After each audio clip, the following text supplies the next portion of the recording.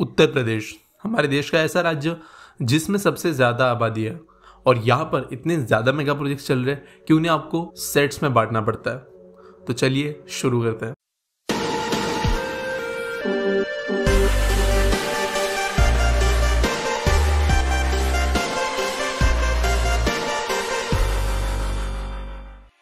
दोस्तों पहला जो सेट होगा हमारा, उसके अंदर हम अभी फिलहाल जितने एक्सप्रेसवे उत्तर प्रदेश में बन रहे हैं, अंडर कंस्ट्रक्शन है, उनके बारे में जानेंगे। जिसमें पहला है बुंदेलखंड एक्सप्रेसवे। ये 296 किलोमीटर लंबा एक एक्सप्रेसवे है जो यूपी ईस्ट टू वेस्ट दौड़ेगा। अगला है पूर्वांचल एक्सप्रेसवे जो 340 किलोमीटर लंबा होगा, जिसका काम अभी अच्छे खासे स्पीड पर जारी है। अगला है गोरखपुर लिंक एक्सप्रेसवे जो 91 किलोमीटर लंबा है। इस एक्सप्रेसवे के काम की शुरुआत कुछ महीनों पहले ही हुई है और उम्मीद करते हैं कि इसका काम भी जल्द समाप्त हो जाएगा। अगला है दिल्ली मेरठ एक्सप्रेसवे। ये प्रोबेबली वो एक्सप्रेसवे है जिसका काम ऑलमोस्ट पूरी तरीके से खत्म हो चुका है। 96 किलोमीटर लंबा एक्सप्रेसवे होपफुली इस साल के अंत तक या अगले साल की शुरुआत में पब्लिक के लिए ओपन कर दिया जाएगा। तो दोस्तों ये हो गई कोई एक्सप्रेसवे जो अभी अंडर कंस्ट्रक्शन है। इसके अलावा अगर हम बात करें ऐसे एक्सप्रेसवेज की जिनका डीपीआर बनाया गया है और अप्रूवल के लिए उनका वेटिंग चल रहा है, इनमें है दिल्ली देहरादून एक्सप्रेसवे, गंगा एक्सप्रेसवे जिसका डीपीआर एक्चुअली पास भी हो चुका है और जल्दी इसका काम शुरू हो जाएगा। अगला है Lucknow Kanpur expressway, Ballia link expressway और लखनऊ रिंग रोड। दोस्तों ये ऐसे वाले एक्सप्रेसवेज है जो यूपी की पूरे रोड नेटवर्क को ट्रांसफॉर्म कर देंगे। इन ज्यादातर एक्सप्रेसवे के आसपास में इंडस्ट्रियल एरियाज भी प्लान किए गए हैं। अलग अलग कॉरिडोर हर एक्सप्रेसवे के लिए सेपरेटली यहाँ पर प्लान किए गए हैं ताकि स्पेसिफिकली यूपी के जो रीजन्स है उन्हें अलग अलग इंडस्ट्रीज के हिसाब से बांटा जा सके ताकि वहां पर एक अलग तरीके की स्पेशलाइज जोन बने।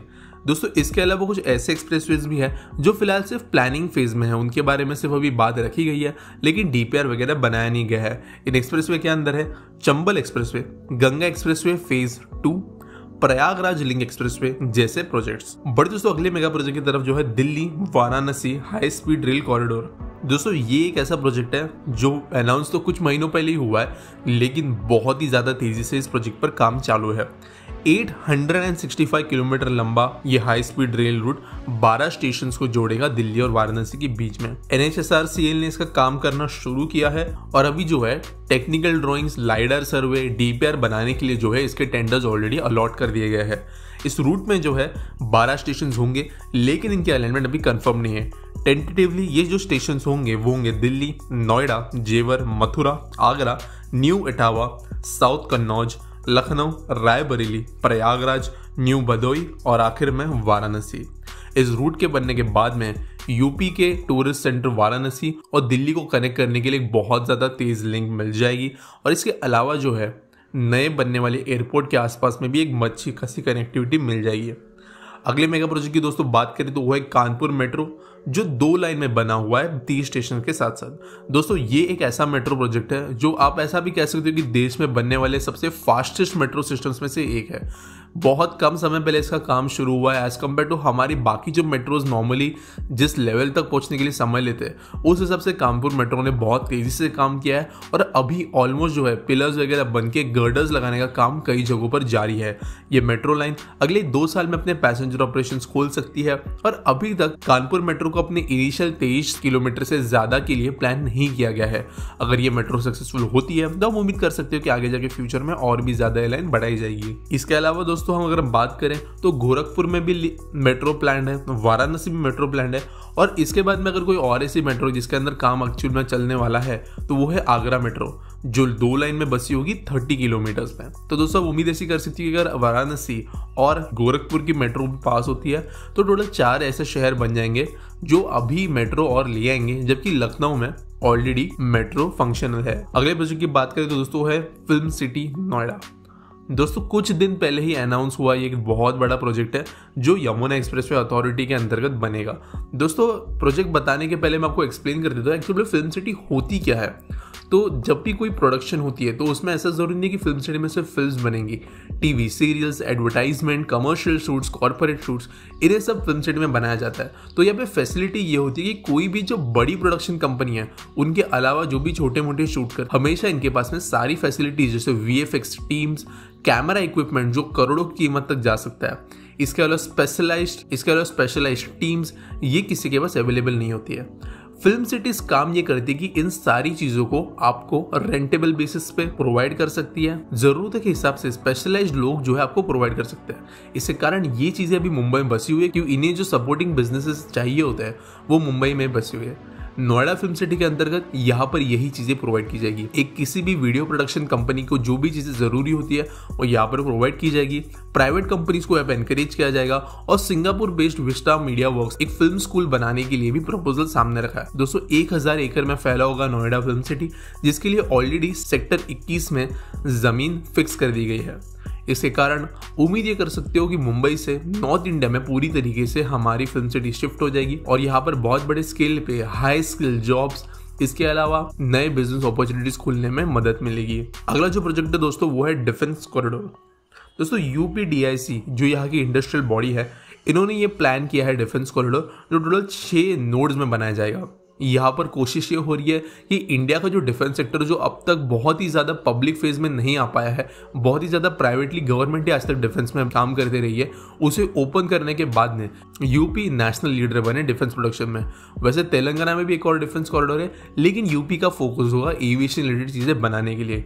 इन जो 6 नोड्स जो इस डिफेंस कॉरिडोर के लिए प्लान किए गए हैं, उसके अंदर लखनऊ, कानपुर, झांसी, आगरा, अलीगढ़ और चित्रकूट जैसे शहर शामिल है। इसके कारण सेंट्रल, ईस्ट, वेस्ट रीजन जो है वो सारे एक तरीके से जुड़ जाएंगे और अभी जो एक्सप्रेसवेज बन रहे हैं वो इन्हें फैसिलिटेट करेंगे। यहाँ पर टोटल 20,000 करोड़ रुपए की इन्वेस्टमेंट देखी जाएगी, ऐसी उम्मीद रखी गई है। साथ साथ 2.5 लाख जॉब्स इस डिफेंस कॉरिडोर के कारण जनरेट होंगे। यहाँ पर अलग अलग चीज़ है जिसमें गन्स एम्युनिशन से लेकर एरोप्लेन्स, उनके इंजन पार्ट्स सब कुछ बनाए जाएंगे, ऐसी उम्मीद जताई गई है। और इनिशियली कुछ कंपनीज ने इन्वेस्ट भी दिखा है।